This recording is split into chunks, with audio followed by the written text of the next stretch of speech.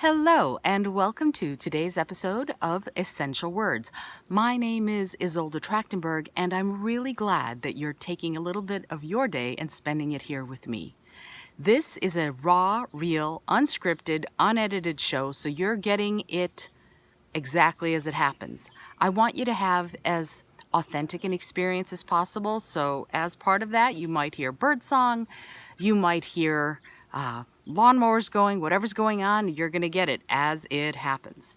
Now, as of now, for the last few episodes, we've been going over the concept of discovering your life's purpose through the Japanese idea of Ikigai. Basically, it means you take 4 quadrants, what you love, what you're good at, what you can get paid for, and what the world needs, and funnel all of those things down into your specific individual life's purpose. Now, as part of this, I've asked you, if you've been watching previous episodes, to go ahead and look for all of these aspects, these facets and parameters in the concept of Ikigai. And here's my handy dandy little sheet that would show you what it looks like. Here we go. You can see what you love, what you're good at, what you can get paid for, and what the world needs. Those are the 4 quadrants of this concept. Now, if you've done that, if you've gone through and figured it out, great, we can move on. If you haven't, I recommend that you go through and you find either on YouTube at youtube.com/user/IsoldeT, or here on IGTV, or here on facebook.com/IsoldeT speaker. Depending on where you found this show, you can find it either on Instagram, on YouTube, or on Facebook. Go through those. Each day has focused on a different quadrant: how to figure out what you love, how to figure out what you're good at, how to figure out what you can get paid for, how to figure out what the world needs. And when you've done that, when you've gone through those episodes, come on back here, because today we're combining the first 2.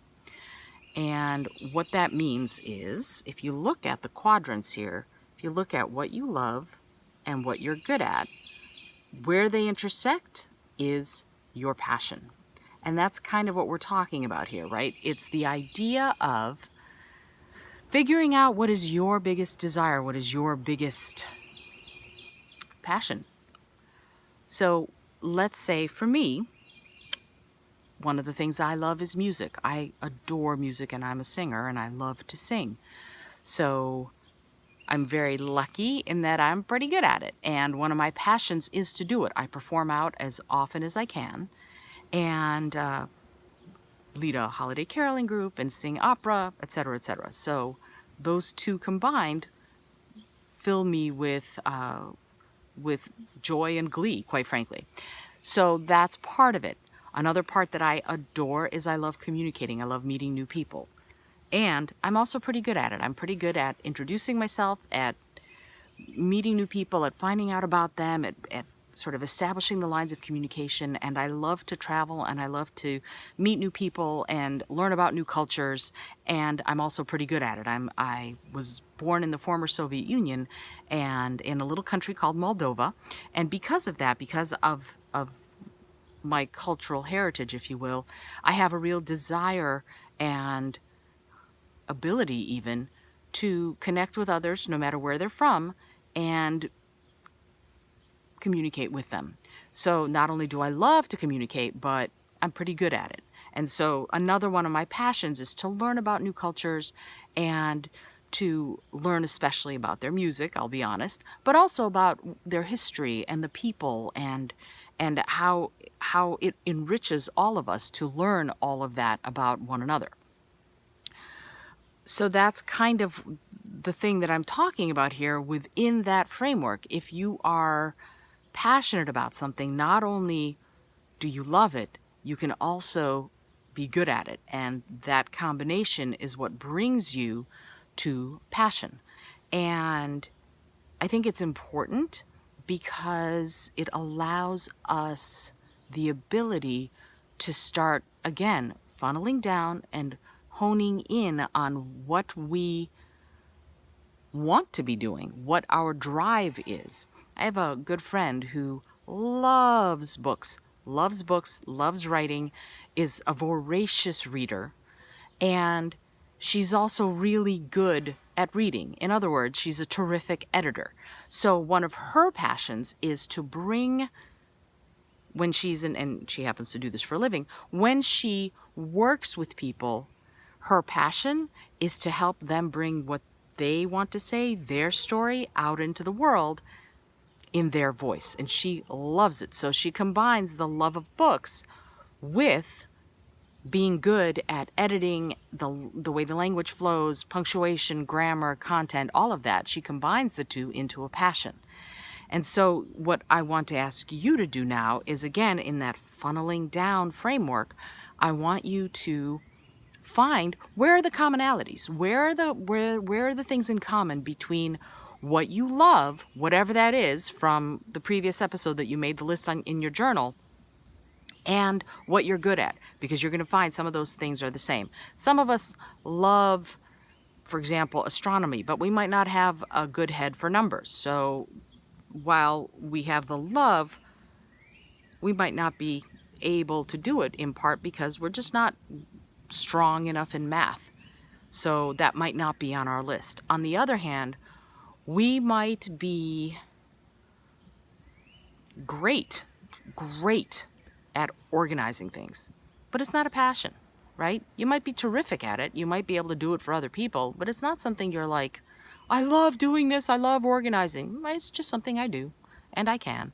And not me. I'm not particularly organized, but you see what I mean? You might have a skill or a talent that you don't want to pursue.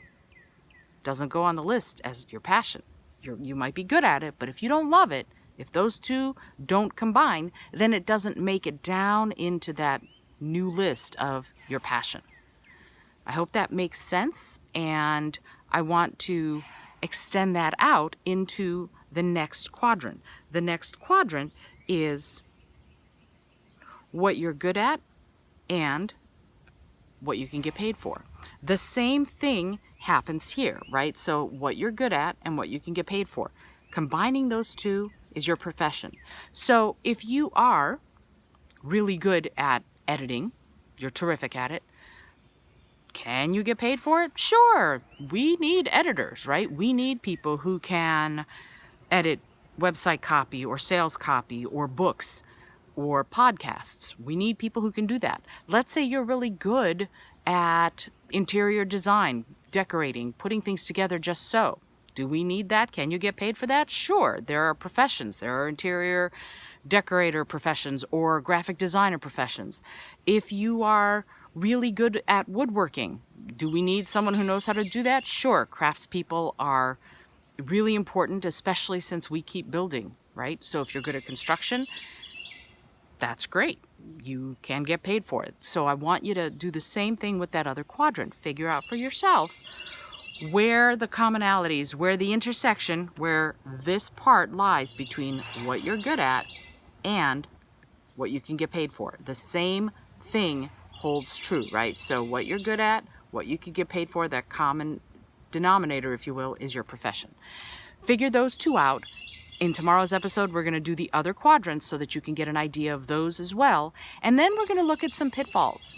There are some things that you need to know about this, about getting most of the way there, but not all of the way there. And we're going to talk about that soon when we do the sort of the grand finale. In the meantime, I'd love to hear from you.